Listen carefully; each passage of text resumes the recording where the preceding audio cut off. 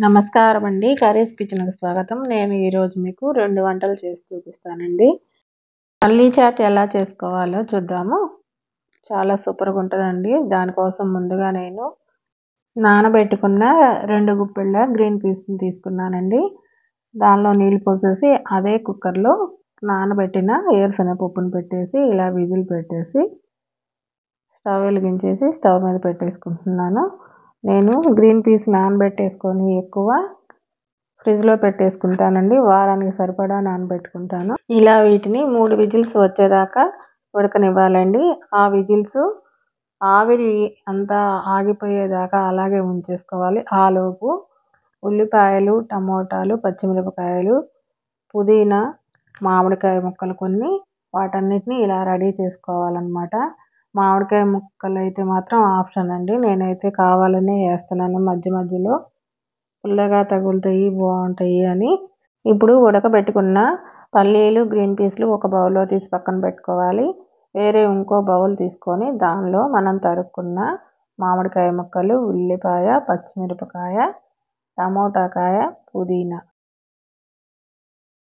1 spoon ధనియాల పొడి, కొంచెం వైట్ పెప్పర్, కొద్దిగా చాట్ మసాలా, కొద్దిగా సాల్ట్, కొద్దిగా కారం, కొంచెం లెమన్ జ్యూస్ వీటన్నిటిని బాగా కలుపుకోవాలండి.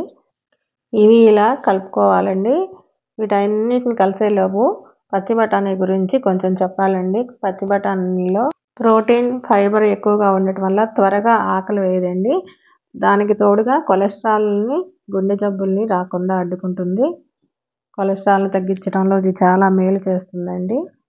వీటిలో జింక్, రాగి, మ్యాంగనీస్, ఐరన్ ఇలాంటి చాలా మినరల్స్ కూడా ఉంటాయండి.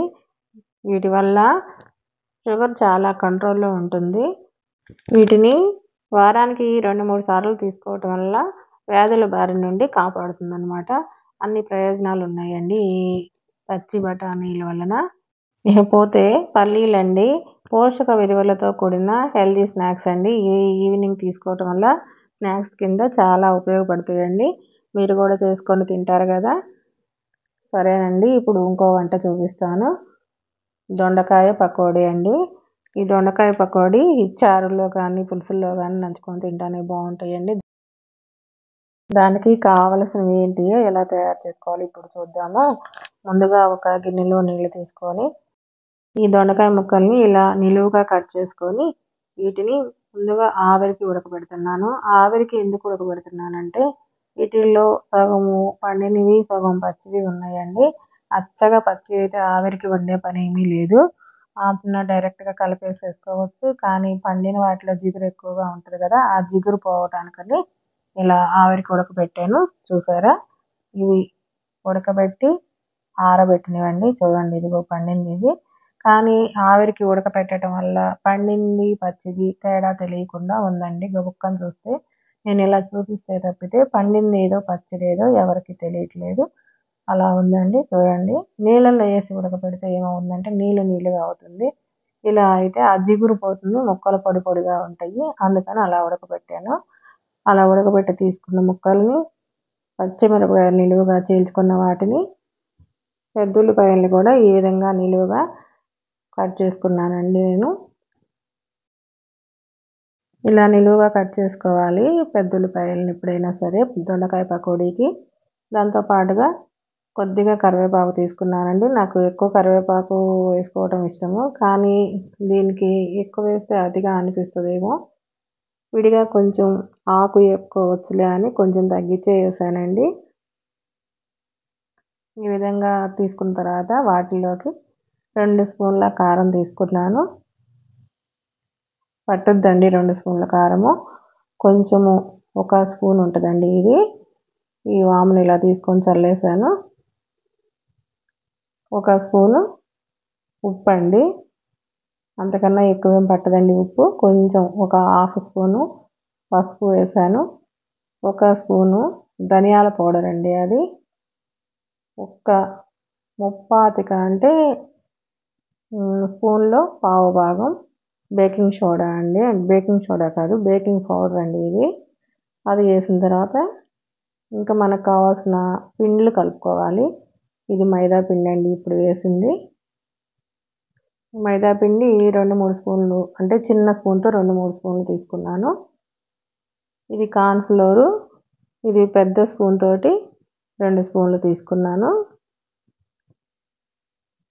శనగపిండి అండి, ఈ గ్లాసు గిద్ద పడుతుందండి. నేను తీసుకున్న ముక్కలు ఎక్కువ ఉన్నాయి కాబట్టి ఈ గ్లాస్ తోటి 2 గ్లాసులు తీసుకున్నాను. అంటే 2 గ్లాసులు నిండా తీసుకోలేదు, కొంచెం కొంచెం ఎత్తుగా 2 గ్లాసులు తీసుకున్నాను. ఇంకా దీన్ని మొత్తాన్ని ఒక్క చుక్క కూడా నీళ్ళు వేయకూడదండి. నీళ్ళు వేయకుండానే ఇలా ఈ విధంగా కలపాలి. నాకు ఈ కలిపింది మొత్తము 5 నిమిషాలు పట్టిందండి. నేను దీనిలో చూపించేటప్పుడు దాన్ని చాలా కుదించి చూపించాను. వీడియోలో చూపించేటప్పుడు చూడండి, ఇలా గట్టిగా నలిపినట్టుగా ఒత్తుతా కలపాలండి. ఈ ముక్కలన్నిటినీ బాగా ఇలా నలిపినట్టుగా కలుపుతుంటే దానిలో ఉన్న వాటర్ అంతా బయటికి వస్తుంది. దొండకాయ ముక్కలు ఆవిరికి ఉడకబెట్టాను కదా, వాటిల్లో ఉన్న నీరంతా బయటకు వస్తుంది.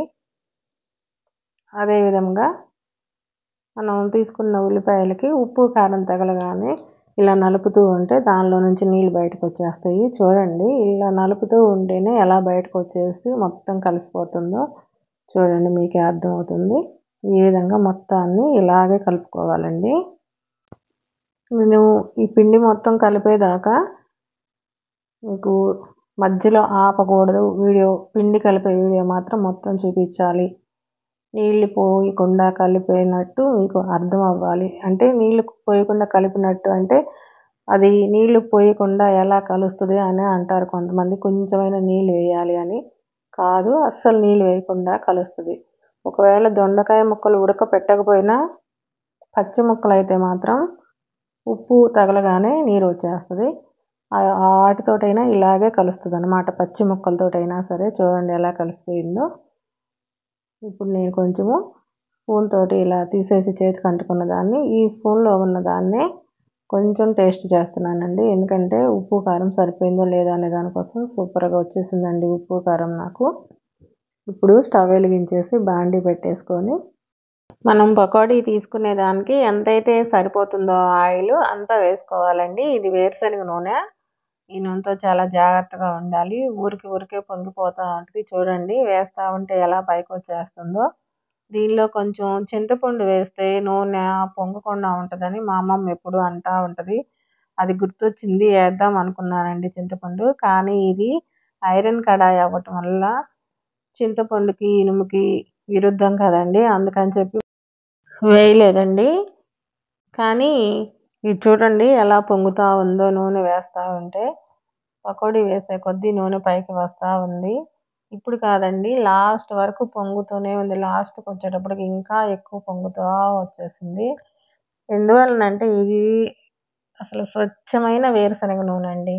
నేను గానుగ దగ్గర తెప్పించాను అన్నమాట. వేరుశనగ పప్పు నుంచి తీసిన నూనెని తెప్పించాను అన్నమాట నేను. అంటే ప్యాకెట్లు అలా కాదు, పచ్చి వేరుశనగ పప్పుని గానుగ ఆడించిన నూనె అండి.